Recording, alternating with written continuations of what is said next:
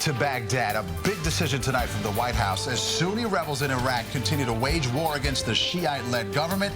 We learn American troops will return to Iraq. President Obama made the announcement tonight in a letter to Congress. Good evening. I'm Maurice Dubois. And I'm Christine Johnson. The troops are ready for combat and will stay there until they are no longer needed. CBS 2's Lou Young has the details that just unfolded from Washington. The president returned to Washington, having already made the reluctant decision to send troops back to Baghdad. 275 Marines and soldiers are heading to secure the U.S. embassy there, even as an amphibious assault ship prepares for the possibility of an evacuation.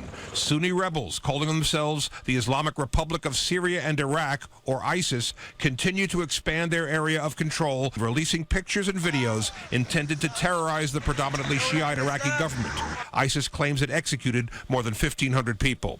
The situation is so grave, the U.S. has opened talks with Iran to help coordinate efforts to stop the rebels. We are open to any constructive process here that could minimize the violence. The idea of talks with Iran has some in Congress very anxious. The danger is if you end up in a negotiation with Iran like we have been, the president tends to give too much to Iran. Shiite militias near Baghdad say they are prepared to fight with the Iraqi army, but the army has shown little stomach for battle, falling back and abandoning weapons, some now being used by the rebels.